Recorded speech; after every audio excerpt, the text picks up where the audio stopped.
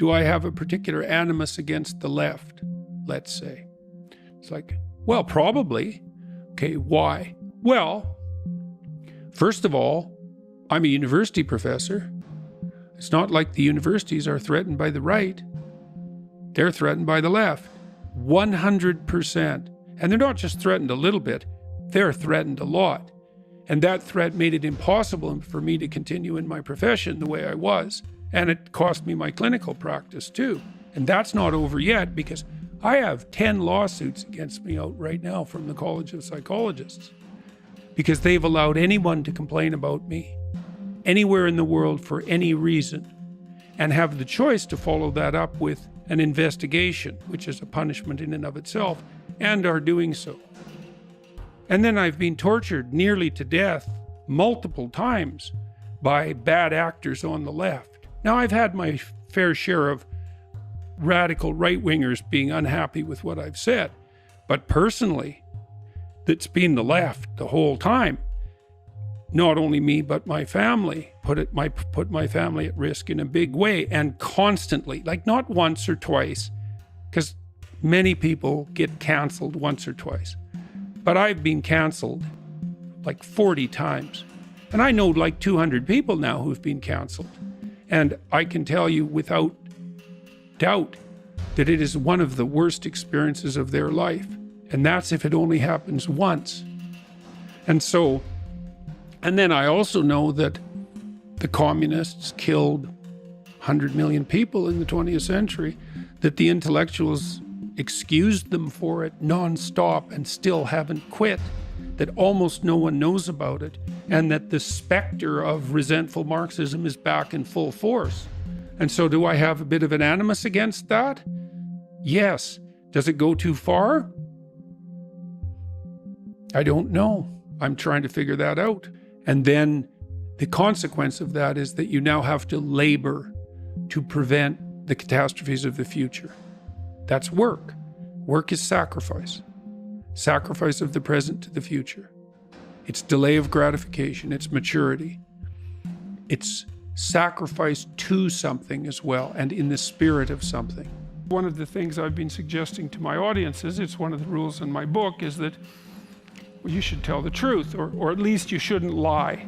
It's like, you can't tell the truth because what the hell do you know? But you cannot lie. You know, like each of us knows when we're about to utter something that isn't true. Now, sometimes maybe you're confused about it because you're ignorant and you're biased, and so you say something and it might be true and it might not be, but you're not clear about it. But sometimes it's pretty damn clear that you say something or you do something that you know perfectly well not to be true, and you do it anyways.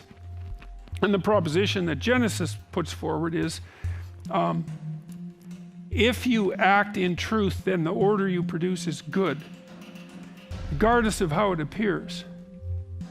It's an axiomatic statement of it's an axiomatic ethical proposition that the job of whatever extracts order from chaos is properly done if it's done in truth.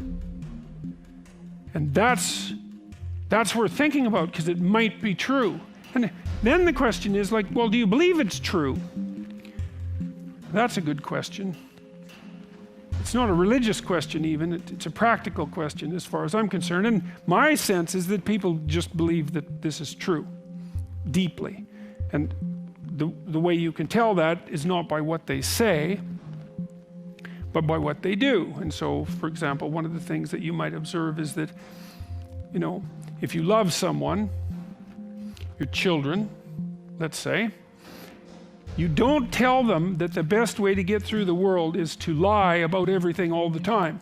You don't sit them down and say, look, this is a corrupt enterprise, and altogether, and you can't trust anyone because they're always lying about everything.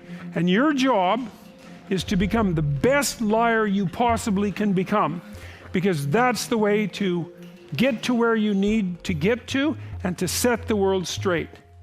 No one ever does that.